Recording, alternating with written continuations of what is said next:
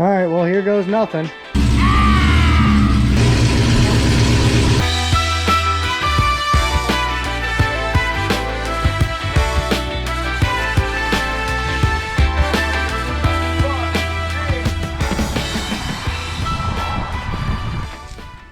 Okay guys, so this is the third valve body. I'm not gonna open it up right now. It's just a valve body. So I'm gonna wait until we get to the car to open it up. Let's go ahead and get there. It's gonna be tomorrow for me, but a couple seconds for you. All right, time to fill this in. It's like the day after I got it in the mail. And honestly guys, I'm having a really bad start to my day. It seems like everything's not going right, but I just sat in my car, listened to some Back in the Day by Mac Miller, reset the mind, and just be at ease. I want to have fun while I do this. I don't want to be rushed. I don't want to be upset. And it's just not what I want to do. So it's not going to happen. I don't have any light. I don't have any heat. It's really cold in this garage. And I just want to get this done. So I'm going to take my time, go slow, and have some fun, man. I have to put the valve body together, put the conductor plate back on, torque my solenoids down, reinstall it, fill it up with fluid. I don't know if I'll be able to test it out today, but I want to get it put back together, back on the ground, and maybe put some fluid in it. So thank you guys for being you, and you really separate what's going on at home, whether it's work, home related stuff, and just this life, man. I really enjoy this. Thank you so much. Really helps me separate it, and it can really free my mind up. So I'm really grateful for that. So anyway, thanks for listening to the rant. Let's go ahead and throw this valve body on the bench, assemble everything. We're going to torque the solenoid plates to 71 inch-pounds. And then pretty much all the torque specs we're going to have today are 71 inch-pounds. So solenoid plates, 71 inch-pounds. Valve body to the transmission, 71 inch-pounds. And then the trans pan is 71 inch-pounds as well. So just keep that 71 inch-pounds in your mind. And we're going to go ahead and throw this together. I'm not going to talk unless I absolutely have to. So let's go ahead and throw this together, get this done. Third valve body, let's see if it works. Fingers crossed. All right, here are the orientation of the solenoids. Go ahead and watch one of my previous videos where I did a solenoid swap on a new valve body. I just did the exact same thing. Install my conductor plate, snap it into place. It snaps into place on this side and on this side, and these get torqued to 71 inch-pounds. These three solenoids are the same. So this one and these two are the same. These two are the same. This one is different, so don't mix these up, guys. You'll have a lot of issues if you do. So I installed my conductor plate, of course, torqued these all down. I'm going to flip this over, check the torque spec on my parking pawl retainer ring. And I did want to add that on my last valve body, this didn't go all the way. So I'm glad that I said something, because this is exactly how it's supposed to be. Everything's assembled, ready to go. Just going to check the torque spec on this, throw it in, and then we'll go from there. All right, so valve body is torqued down to 71 inch-pounds, all the bolts. The deep transpan filter adapter is installed. It's an extension. Installed my conductor plate electrical plug seal, I guess. And that is just kind of hand tight. I mean, snug it up with your hand, it'll be fine. The torque spec's extremely small. Just don't crank on it. All right, guys, so unfortunately, Ace Hardware did not have the exact bolts I needed, so I'm just going to have to take the bolts that came with the drive shaft loop and cut them down a little bit. That drive shaft loop actually sits pretty close to the drive shaft with those spacers. So if I remove those spacers, it'll give me nothing but more clearance on the top side of the drive shaft. So I have to wait for Brandon to get here to unlock the other garage, because that's where the angle grinder was. That's where we used it last. So in the meantime, I'm going to actually fill the transmission with fluid, or at least as much as I possibly can without overfilling it. All right, guys, put all the transmission fluid in that we took out when I dropped the pan. I'm probably going to add another half a quart or so after the fact. We'll probably end up having to add a full quart or even more, but we have about I'd roughly say 8 quarts in the transmission right now. That's plenty to get it moving, I would say. Definitely wouldn't drive it on that level, but we're enough where it should be able to move.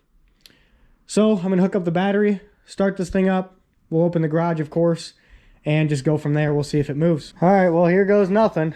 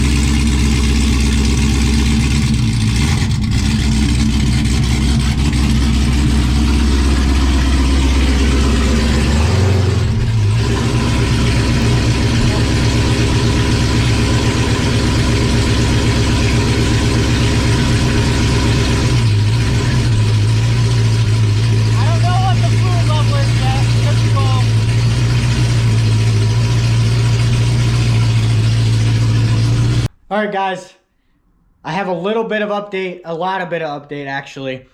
The car obviously isn't working. The car, when it goes into second gear, is still not moving properly. That's what I just tested. I've talked to many very educated people. I actually was on the phone for 30 minutes with Troy Ding at Ding's Car Care. If you guys know anything about Nag 1s, Troy Ding knows his stuff. Troy Ding and his group knows their stuff, right? So he's explained to me, and what other people have explained, that the K1 sprag, and you can look up what a K1 sprag looks like. I'll be able to show you when I get to that point what the K1 sprag actually looks like. But it only spins one way, and if I have that backwards in the transmission, that K1 sprag is attached to that second gear. Or that's the understanding I have of it. The reason why the first and reverse gear work is because this Nag 1 actually has 2 reverse gears. So a reverse gear that's attached to the second gear and a first gear reverse. That's why I have first and reverse. So he gave me a little bit of advice. He said that let's try this. Disconnect your electrical connection from the transmission, start the car, and it should automatically go into limp mode and bypass, or not bypass, but go into the second gear reverse. Automatically put it in that second gear reverse. And if it's still locked up, then very confident that the issue is in that sprag that is not allowing it to spin the same orientation as the engine, same rotation as the engine. So what I'll do is I'll pull the valve body again, drop the pan again, and I'll be able to look at the first speed sensor hole closest to the input shaft, closest to the engine, and I should be able to manipulate it with a screwdriver, try to rotate it. If it doesn't want to rotate the same way that the engine rotates, then obviously that's going to be the issue. So we're going to start there, drain the fluid. I'm going to skip all the nonsense, okay? I'm not going to stand here and bore you with just a little time lapse of me dropping stuff. If you are staying with me at this point, you should know how to pull the valve body out. I've gone over it a million times, it seems like, at this point. But anyway, I'm not going to waste any more time rambling. I'm going to go over there, get to the point where I can actually educate you guys and show you what's going on. And once I'm there, it'll be in a couple seconds. So see you then. All right, small update here. Exhaust is removed, drive shaft is removed. I've removed 3 bell housing bolts. But before I get any farther, I need to remove my trans pan and remove the valve body, and then install the factory trans pan so that I don't damage my aftermarket one when I drop it, because I'm going to have to set it on the floor and then drag it out. So I have to actually run home really quick in order to grab my old trans pan, because I forgot it there. I'll be right back. All right, guys. What's up, Paul? Brandon?